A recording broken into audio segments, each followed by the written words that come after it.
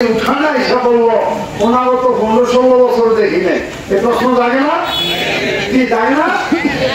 আচ্ছা, আমরা যে 15-16 বছর আপনাদের কাছে আসতে পারি নাই, আমাদের হৃদয়ে রক্তক্ষরণ আছে, এই সুযোগ থেকে আমরা বঞ্চিত ছিলাম। ওই ফ্যাসিস্টের কারণে আমাদের ইচ্ছা থাকা সত্ত্বেও আমরা আপনাদের সাথে মত বিনিময় করতে পারিনি, আপনাদের সাথে সাক্ষাৎ করতে পারি নাই, দেখা করতে পারি নাই। আমরা যারা রাজনীতি করে আমাদের ক্ষুধা কি?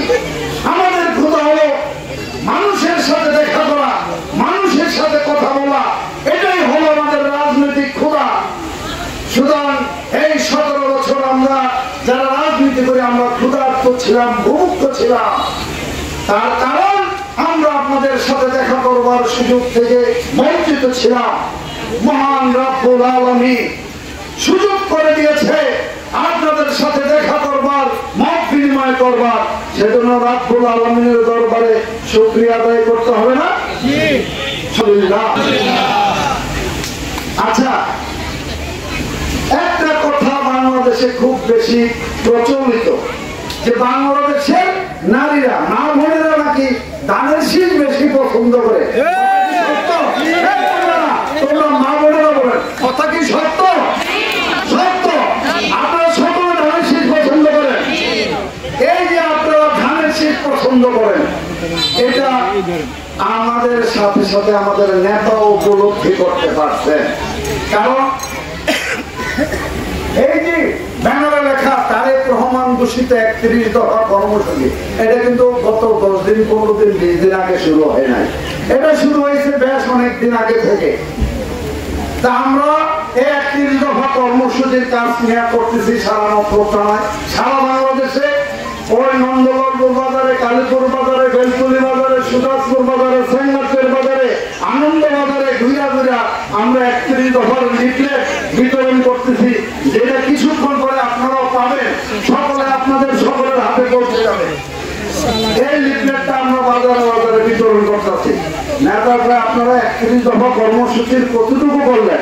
আমরা তো ইনশাল্লাহ আল্লাহর রহমতে অনেকটুকু আগে গেছি। উনি তো কতটা দিয়েছেন? আমরা ভাই আমরা মতলব থানা সব বাজারে বাজারে বুঝা লেছি, দিয়ে লেছি, হবে না। কেন হবে না? হবে না। আমরা কেন হবে না? ভাই করেন, কেন হবে না? হবে না এই কারণে বাংলাদেশের মোট ভোটারের অর্ধেক ভোটার হলো নারীরা, মহিলারা। সেই মহিলারা কি বাজারে যেতে চায়? আমরা তো বেকুব হয়ে গেলাম, এটা আবার নতুন কথা কি বের করলো? হ্যাঁ, মহিলারা নিয়ে রাজনীতি করতে হবে, এখন 31 দফা ঘোষাইতে হবে। একটা কথা জানেন না, কোন কালে একা হয়নি তো জয়ী, পুরুষের তরবারি শক্তি দিয়েছে, সাহস দিয়েছে বিজয় লক্ষ্মী নারী।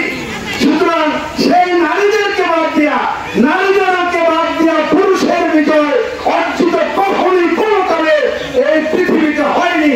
সুতরাং আপনাদের বিএনপির বিজয় অর্জন করতে হলে, ধানের শীষের বিজয় অর্জন করতে হলে এই 31 দফা কর্মসূচি নিয়ে বাড়িতে বাড়িতে যাইতে হবে, ঘরে ঘরে যাইতে হবে, জনে জনে যাইতে হবে।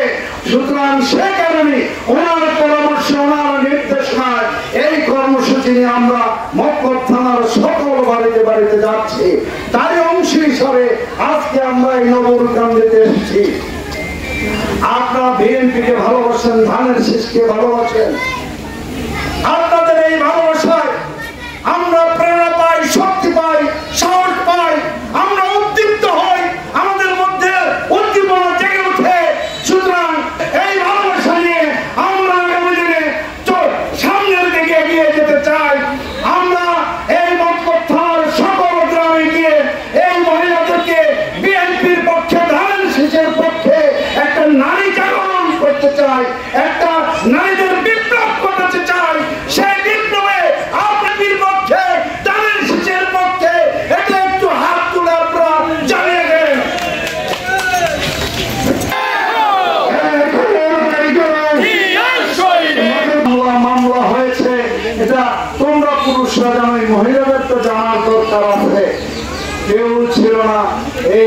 মামলা হামলায় যারা জর্জরিত ছিল তাদের দেখবার কেউ ছিল না।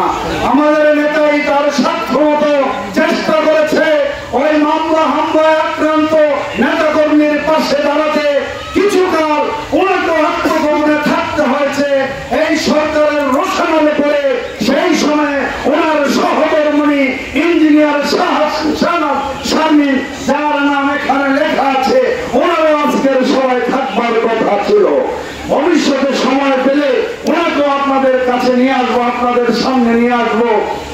সেই মহিষী নারী ওই জেলখানার গেটে গিয়ে পরিবার পরিজন ফেলে রেখে ওই জেলখানায় যাদেরকে বন্দি করে রাখা হয়েছিল, এই সরকারের শেষ সময়ে 28 অক্টোবরের যে নারকীয় তাণ্ডব চালিয়েছিল এই সরকার ঢাকা শহরে আমাদের বিএনপির নেতা কর্মীর উপর, সেই সময় সারা বাংলাদেশে আমাদের হাজার হাজার লক্ষ লক্ষ নেতা কর্মীকে গ্রেফতার করা হয়েছিল।